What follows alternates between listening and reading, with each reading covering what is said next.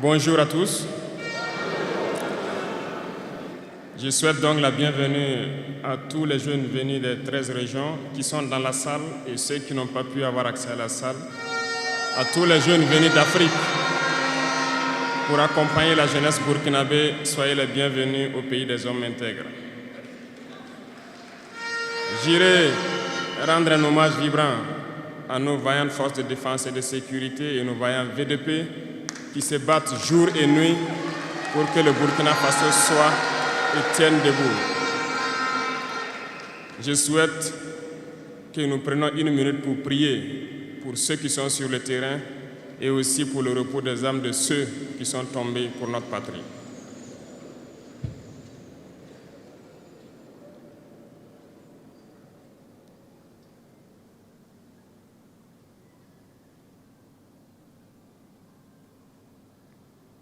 Je vous remercie.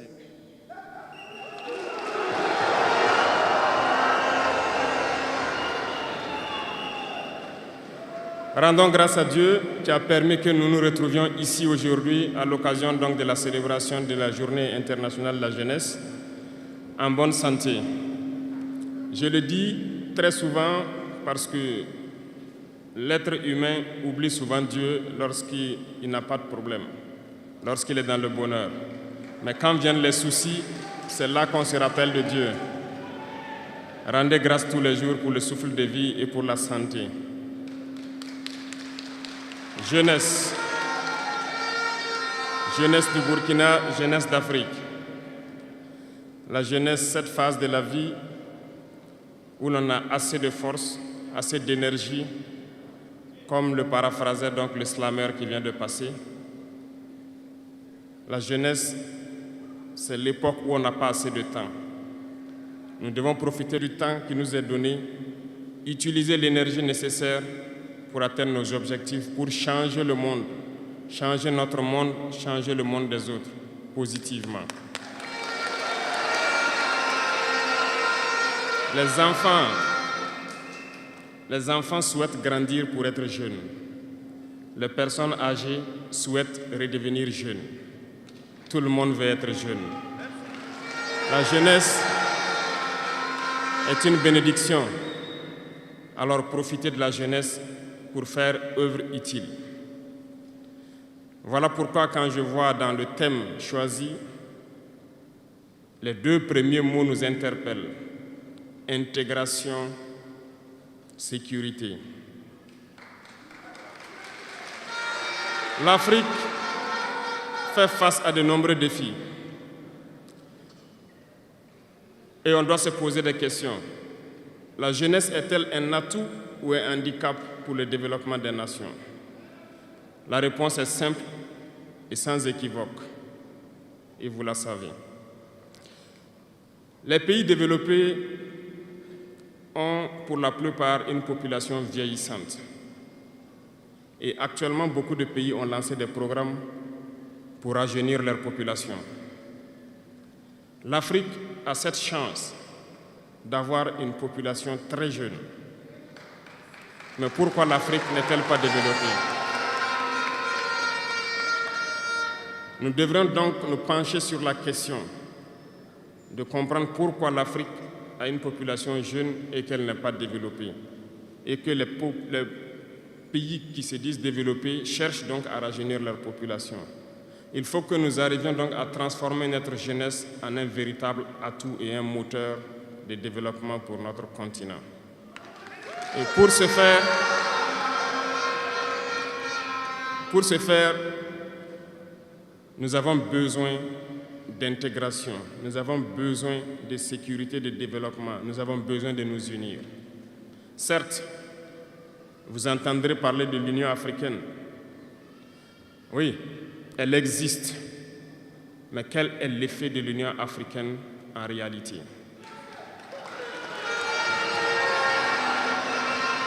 Nous ne pourrons pas parler d'intégration dans le thème et de ne pas parler de l'Union africaine. Parce que c'est cette organisation qui devrait nous unir, créer l'intégration réelle. Mais nous sommes au regret de voir ces guerres qui persistent sur le continent africain, qui tuent des millions de jeunes et que cette organisation, qui est à la tête d'États pourvus d'armées, n'arrive pas à s'organiser pour soutenir certains pays. L'union n'est pas juste un mot. L'union, c'est un symbole. Et nous, jeunes, devrions apprendre leçon de cette situation pour nous unir, pour faire de l'intégration une réalité. J'ai été désagréablement surpris lorsque l'Éthiopie, qui abrite donc le siège de l'Union africaine, vivait un conflit. Et quand j'ai vu le Premier ministre se mettre en treillis et annoncer fermer l'université à Addis Abeba pour faire face à la menace, je n'ai pas vu l'action de l'Union africaine pour protéger ses sièges. Les États occidentaux, pour la plupart, voyaient Addis Abeba tomber, ont plié bagages et partir. L'Éthiopie s'est battue, a trouvé une solution interne et vit plus ou moins en paix aujourd'hui. Les enfants du Congo meurent depuis des années. Plusieurs autres conflits, tels au Soudan, existent sur le continent. Nous aurions aimé voir l'Union africaine générer les forces et toutes les stratégies nécessaires pour soutenir ces États pour qu'ils puissent retrouver la paix. Nous ne viendrons même pas parler de nous ici au Sahel. Depuis près de 10 ans, le Sahel est le théâtre du terrorisme international. Mais nous ne voyons aucun soutien de ces organisations pour trouver une solution à ce problème.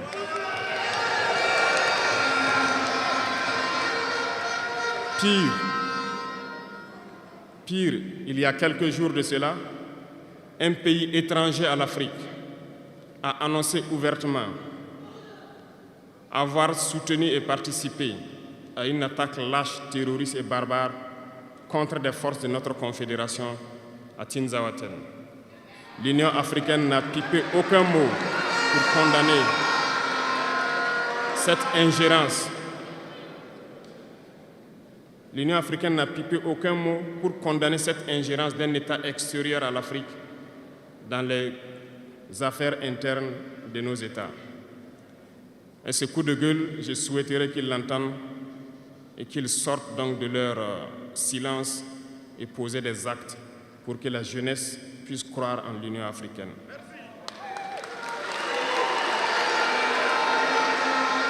Il nous faut nous unir. Il nous faut nous unir et la seule manière de s'unir, c'est de se parler, de se comprendre et de pouvoir donc asseoir les bases de cette unité-là. Et jeunes, laissez-moi vous dire que pour s'unir, il y a 3 mots, 3 grands vices qu'il faut bannir de nos comportements et de notre vie. Je parle de la lâcheté, la traîtrise et l'incompétence. Il faut bannir ces 3 mots de notre mode de vie.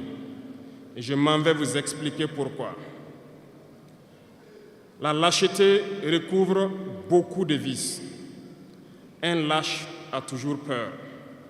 Et lorsqu'on a peur, on devient un esclave. On se plie, on lèche les bottes.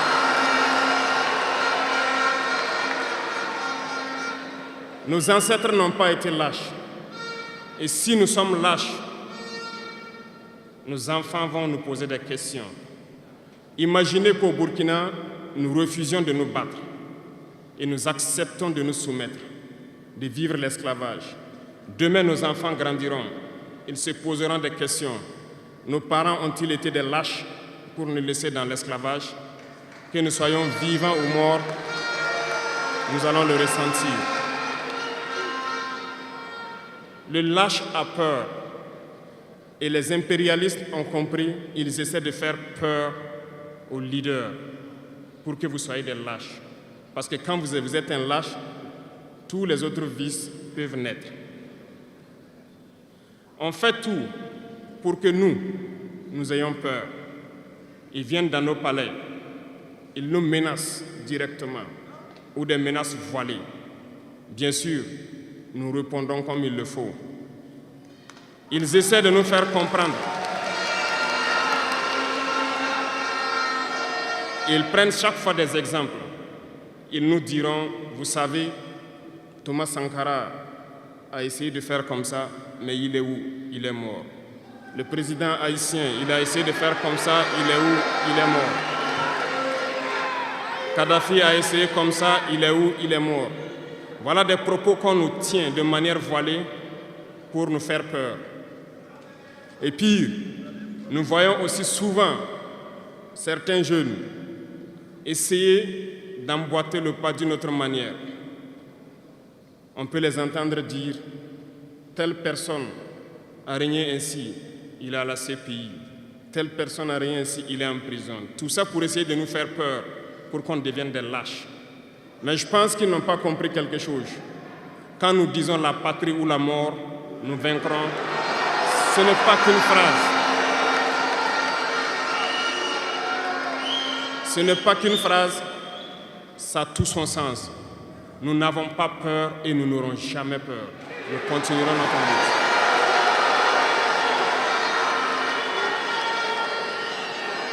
Ils ont fait peur sûrement à beaucoup de chefs d'État africains. Vous voyez, souvent quand on s'exprime ou lorsqu'on a l'occasion d'être dans certaines situations à l'extérieur, nous tenons souvent des propos pour interpeller les chefs d'État africains pour qu'on se réveille, prendre soin de notre jeunesse pour pouvoir amorcer notre développement réel. Nous sommes souvent mal compris. Certains ont riposté publiquement à nos propos parce qu'ils se sentent indexés. Mais je peux vous assurer, jeunesse, que lorsque nous nous retrouvons dans les couloirs, ces mêmes chefs d'État nous disent « Vous êtes sur la bonne voie, c'est ce qu'il faut faire pour que l'Afrique puisse s'en sortir. » Alors, nous leur posons des questions à savoir pourquoi vous ne faites pas comme nous, pourquoi vous ne nous accompagnez pas. Certains nous disent qu'ils ont les méliers, certains nous disent qu'ils ne peuvent pas. Chers aînés, chefs d'État africains, du haut de cette tribune, donc, je souhaiterais dire que les peuples africains sont les peuples les plus pacifiques. Lorsque vous reconnaissez un tort, il faut le dire au peuple.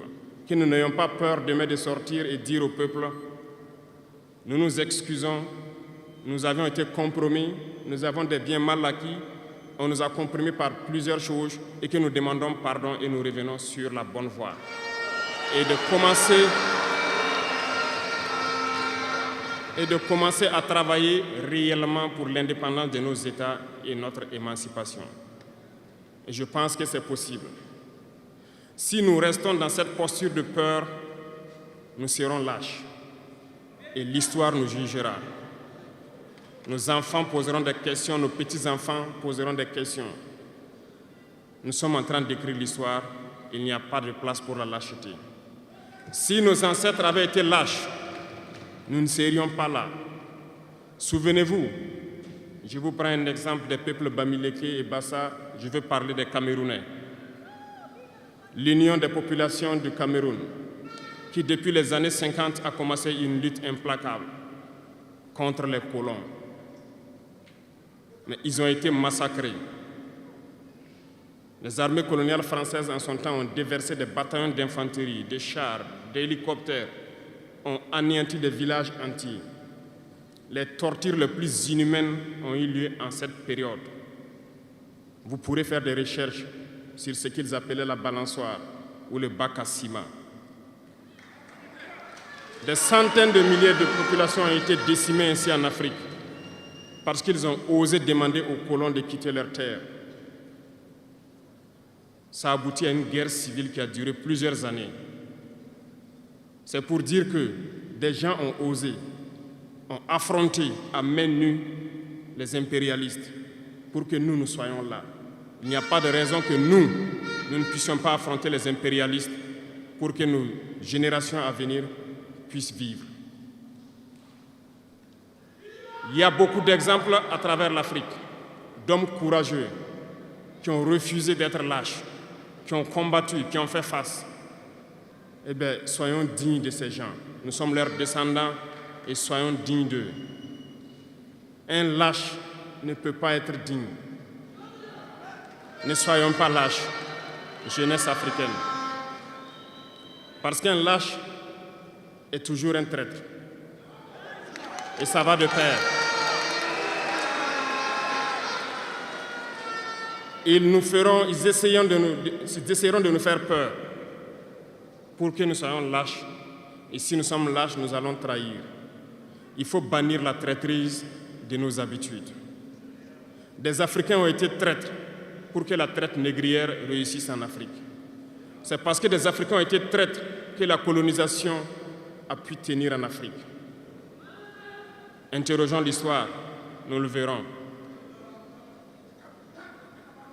Lumumba, Patrice Lumumba a été trahi parce qu'il a osé tenir tête.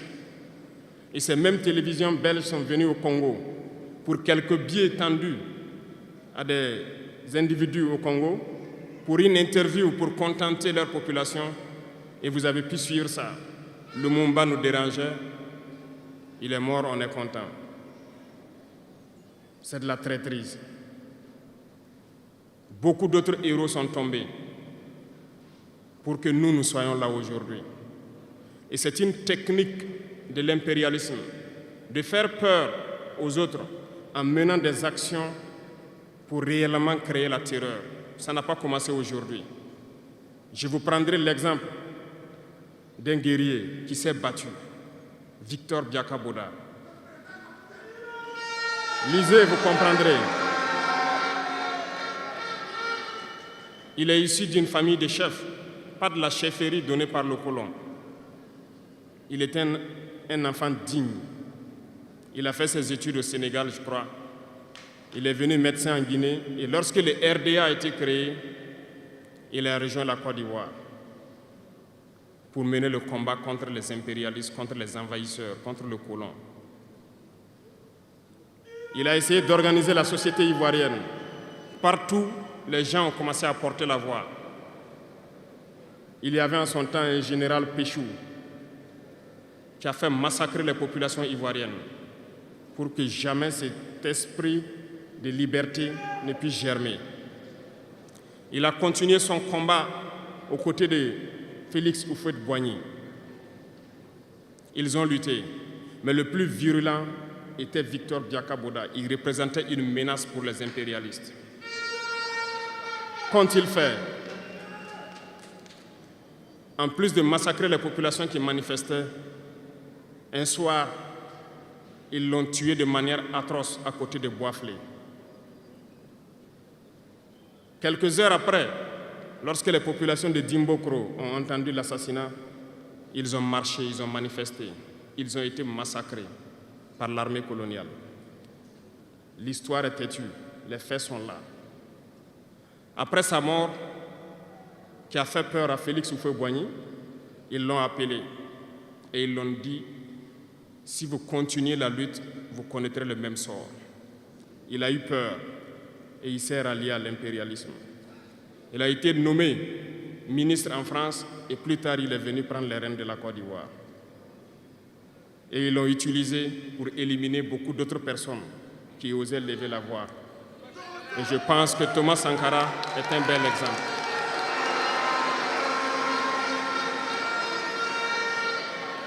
Si vous avez peur, vous serez lâche et vous serez traître. N'ayez jamais peur. La lutte doit continuer. Il y a beaucoup d'autres exemples à travers le monde. Et il y a ce phénomène qu'ils ont aussi utilisé depuis belle lurette et qu'ils continuent d'utiliser. Voyez-vous, certains individus, par exemple, se sont retrouvés dans d'autres pays et créé, soi-disant, un gouvernement parallèle au gouvernement du Mali. Vous avez entendu cette histoire. Ce n'est qu'une technique qui a existé dans le temps. Je vais vous prendre l'exemple de Ahmed Chalabi, l'Irak. Ce professeur de mathématiques, qui a même été dans le gouvernement irakien, a été récupéré par les impérialistes et il a formé ce semblant de gouvernement parallèle à l'Irak, aux États-Unis.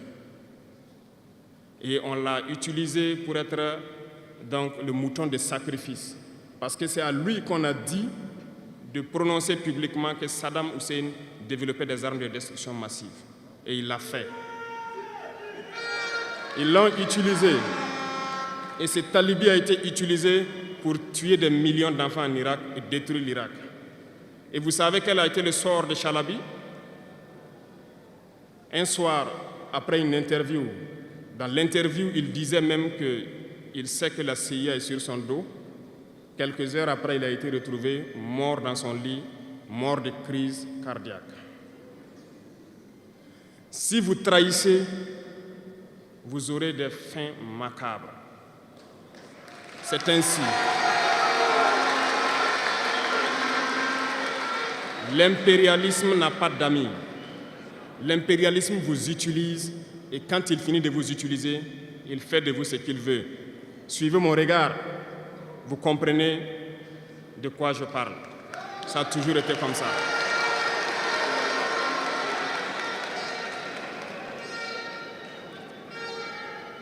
Le troisième vice que je vous invite à vous départir, c'est l'incompétence. Ah, je reviens encore au mot du slameur qui a marché sur ma langue. L'incompétence, vous comprendrez de quoi il s'agit.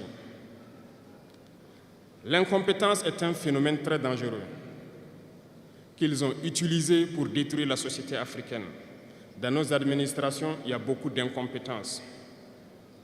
Reconnaissons-le. Les incompétents ont beaucoup de place à côté de l'impérialisme. Parce que les incompétents peuvent plomber le développement d'un pays. Les incompétents peuvent vous amener à douter de vous. Les incompétents aiment la facilité. Les incompétents aiment tout pour eux seuls. Les incompétents n'aiment pas ceux qui sont compétents. Ils n'aiment pas ceux qui innovent, ceux qui cherchent. Les incompétents sont dangereux. Lorsque vous êtes éclairé, l'incompétent ne vous aime pas. Lorsque vous voulez innover, l'incompétent ne vous aime pas. L'incompétent sait reconnaître celui qui est compétent et il va le combattre jusqu'à son dernier souffle parce qu'il a peur de celui qui est compétent. Cherchez la connaissance. Cherchez la connaissance et travaillez. Travaillez dur pour être compétent. Bannissez l'incompétence. Parce que, à travers les distractions qu'on veut nous faire adopter, on devient incompétent. Je vous prends un exemple. Les réseaux sociaux sont les lieux de publication des informations aujourd'hui. Les gens s'informent à travers Internet et beaucoup de choses. Un jeune qui publie sur les réseaux sociaux un article sur sa ferme ou un projet agricole ou un projet scientifique, je suis jeune, je connais les termes. Il n'aura pas peut-être 1000 vues. Mais un jeune qui publie sur des futilités, ce que moi j'appelle du n'importe quoi, il a des millions de vues.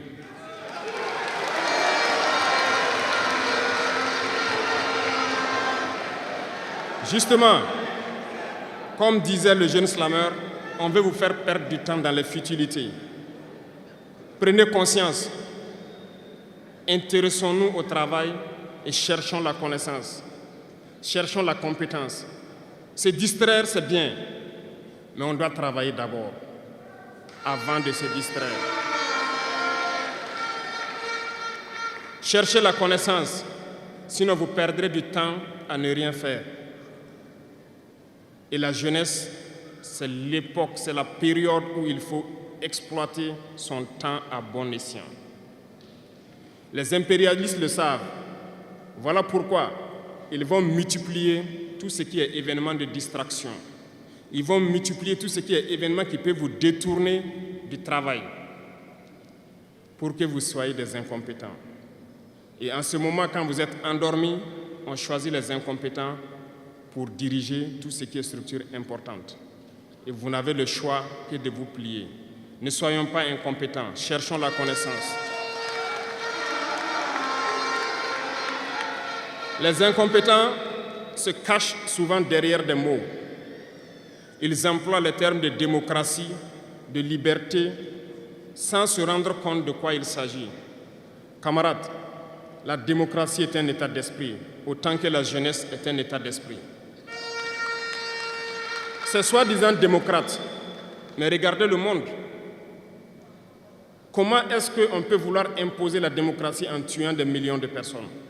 C'est de la dictature, ça, ce n'est pas de la démocratie. Ça ne s'impose pas. Ceux-là qui se disent démocrates, mais regardez, nous avons vu des scènes où on a empêché des gens de rentrer dans des assemblées. On a vu des scènes où des forces ont débarqué dans des assemblées pour obliger les députés à prendre des textes. On a vu des scènes plus terribles que ça, où les gens tuent leurs manifestants.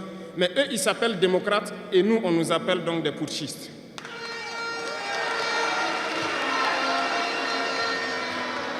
Si c'est ça la démocratie, je répète, nous ne voulons pas de cette démocratie.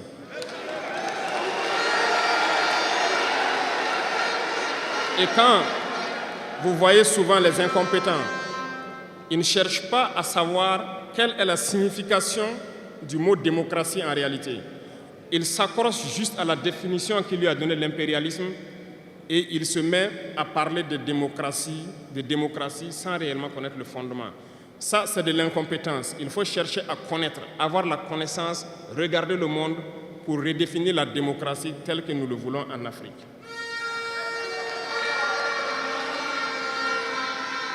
Les incompétents se cachent derrière les libertés. Retenez une chose, il n'y a pas de liberté individuelle qui existe. C'est un fait. Vous pensez vraiment que chacun est libre? La liberté est collective. Tant que nous vivons dans une société avec des règles, la liberté est collective. Parce que si vous ne respectez pas les règles, vous ne pouvez pas vivre dans la société. Si vous êtes libre de parler comme vous voulez, l'autre aussi est libre de vous répondre comme il veut. Ça sera du désordre. Si vous êtes libre de rouler dans la rue et de passer le feu au rouge comme vous voulez, l'autre est libre de passer aussi et de vous cogner.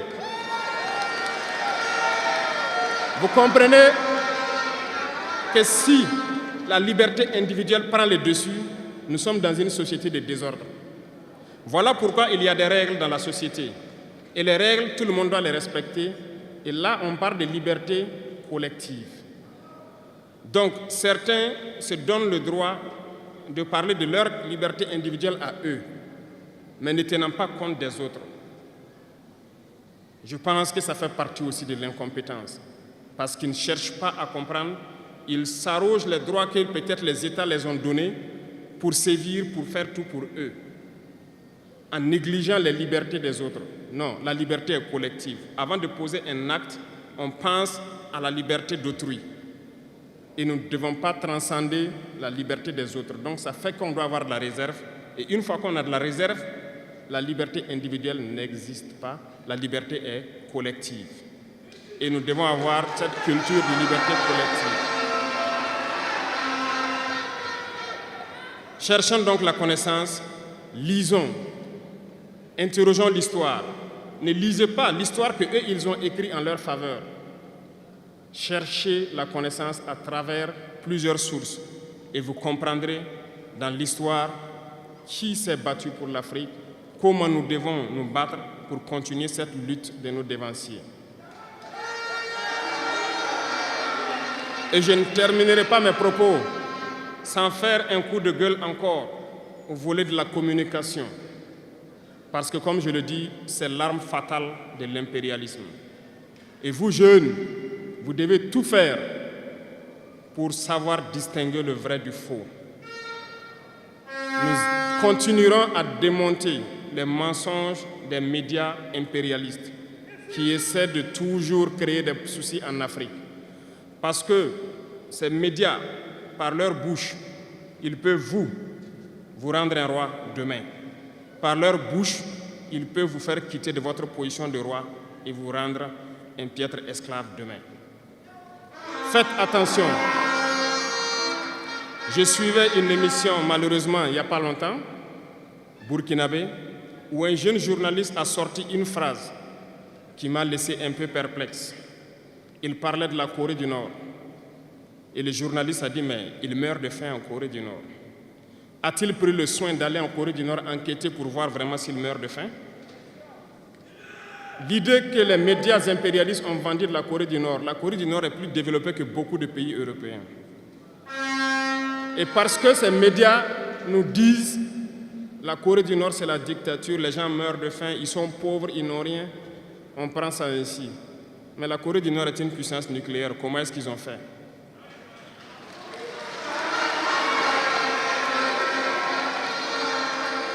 Faisons attention à la communication.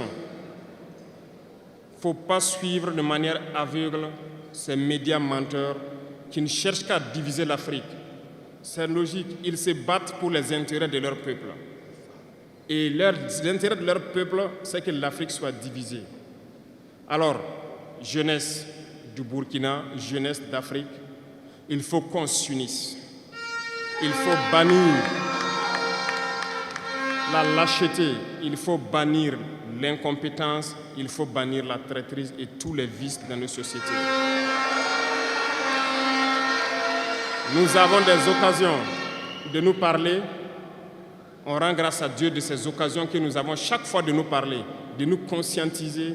Et je vous invite à repartir encore lire, à se mettre au travail pour que l'Afrique que nous voulons, autosuffisante alimentairement, soit une réalité. Pour que l'Afrique que nous voulons pour un développement harmonieux soit une réalité. Parce que je reviens sur votre thème. Il n'y a pas de paix et de sécurité sans développement. Les deux vont de pair. S'il n'y a pas de développement, il n'y a pas de sécurité. Parce que s'il n'y a pas de développement, la jeunesse va forcément se retrouver dans les vices. Et il n'y aura pas de sécurité. S'il n'y a pas de sécurité aussi, il n'y a pas de développement. Donc les deux doivent aller de pair. Intégrons cela dans nos combats pour que nous puissions nous battre et nous développons. Allons-y vers la production. Produisons suffisamment. Transformons sur place nos matières premières pour que ce soit bénéfique pour nos populations et envie d'exporter cela.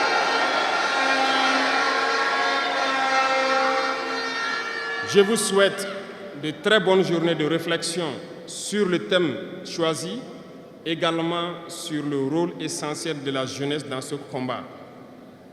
Bonne chance à tous, que Dieu fasse en sorte que tous ceux qui ont fait le déplacement retournent en bonne santé chez eux et que nous puissions nous retrouver quand nous le souhaitons par la grâce de Dieu. La patrie ou la mort.